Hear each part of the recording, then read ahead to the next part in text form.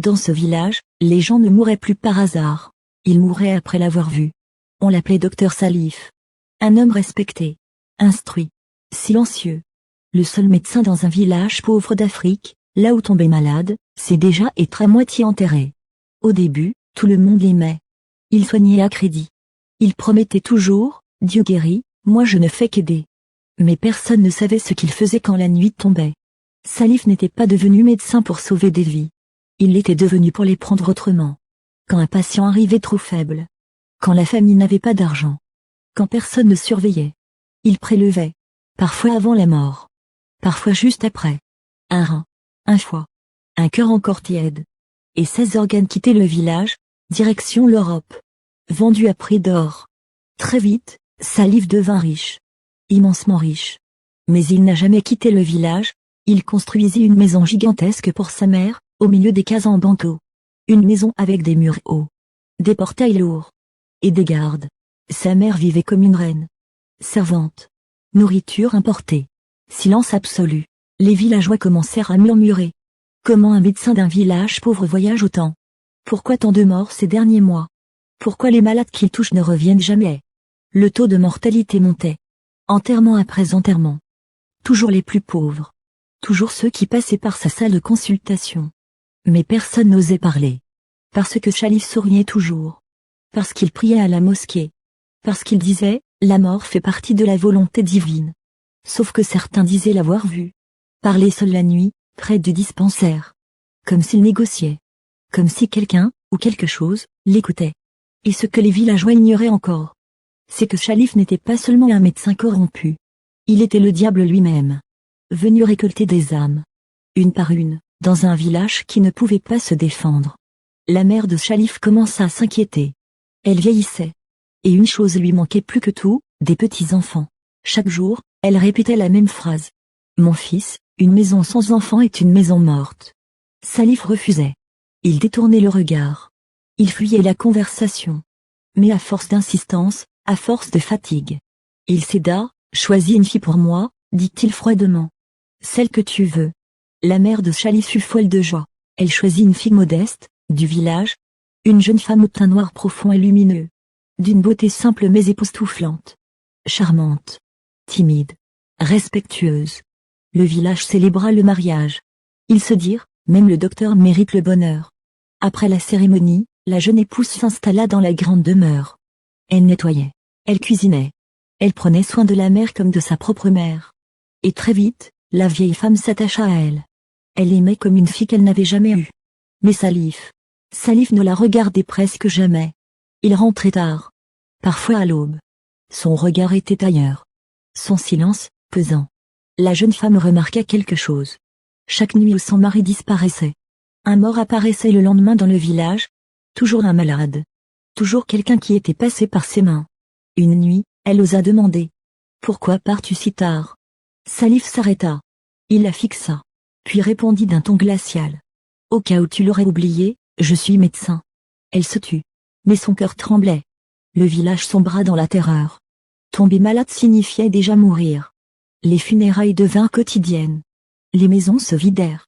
Des enfants, devenus orphelins, erraient dans les rues. Tendant la main, mendiant un peu de nourriture devant les portes. Il ne restait presque plus personne. Un village fantôme. Avec un médecin toujours vivant. La jeune épouse ne dormit plus. Une question la hantait. Que faisait vraiment son mari la nuit? Alors, une nuit sans lune, son Salif quitta la maison en silence. Elle le suivit. Arrivé près de l'infirmerie, il entra seul. Elle resta cachée dans l'ombre. Elle l'entendit parler au téléphone. Oui, j'ai la marchandise. Un silence, je l'amènerai demain. Je prendrai le premier vol. Son sang se glaça. Quand Salif partit, elle entra à son tour. Ses mains tremblaient en ouvrant une grande boîte métallique. À l'intérieur, des cœurs, des reins, des organes humains. Congelés, alignés, classés. Elle s'effondra. Une seule pensée la traversa. Je suis mariée à un monstre. Alors elle filma tout. Chaque preuve. Le matin, Salif était déjà parti à l'étranger. Elle fit semblant de vivre normalement. Puis demanda à passer le week-end chez sa mère. Cette nuit-là, elle ne revint jamais. Chez sa mère, elle raconta tout. Les appels. Les organes. Les morts. Sa mère pâlit. Ton père aussi, il n'était pas si malade. La vérité éclata. Le lendemain, Salif rentra au village, sans émotion. Dans sa tête, bon débarras. Mais le village se rassembla. Sur la grande place. Elle montra les vidéos. Le silence fut total. Le chef parla. Le diable ne venait pas de loin. Il portait une blouse blanche. La colère monta. Les villageois saisirent Salif. Pour lui faire payer tout le mal qu'il avait commis. Le grand place du village était noir de monde. Hommes, femmes, enfants, tout rassemblé dans un silence lourd. Au centre, Salif était là. Les mains attachées derrière le dos. Le regard vide. Le médecin respecté n'existait plus. Le chef du village prit la parole d'une voix ferme. Pour tous les innocents morts, pour les enfants devenus orphelins, pour la peur que tu as semée, les sentences éclairent. Salif sera pendu ici, devant tout le village. Un murmure parcourut la foule. À cet instant, la femme de Salif sentit son cœur se serrer. Une image lui traversa l'esprit, la mère de Salif. Cette femme qu'il avait aimée comme sa propre fille. Cette mère qui ignorait toutes les atrocités de son fils. Sans réfléchir, elle courut. Elle arriva essoufflée chez sa belle-mère. La voix tremblante, elle lui raconta tout. Les disparitions nocturnes. Les organes volés. Les morts injustes. La vieille femme pâlit. Ses jambes cédèrent. Non, pas mon fils. Dévastée, elle demanda à être conduite auprès de lui. Sur la place publique, lorsqu'elle vit Salif attaché, elle s'écroula à genoux devant lui. Pourquoi, mon fils? Je t'ai donné une bonne éducation, pourquoi as-tu fait ça? Salif baissa la tête. Sa voix était brisée. Je voulais t'offrir une vie de luxe, maman, je suis désolée. Alors, dans un geste que personne n'oubliera, sa mère lui donna une gifle. Le luxe ne vaut pas le sang des innocents. Puis, se tournant vers le chef du village, elle déclara. Pendez-moi avec mon fils. Je n'ai pas su voir le monstre qu'il devenait. La femme de Salif ne put supporter cette scène. Elle s'écroula à genoux devant le chef du village, en larmes. Je vous en supplie, trouvez une autre punition.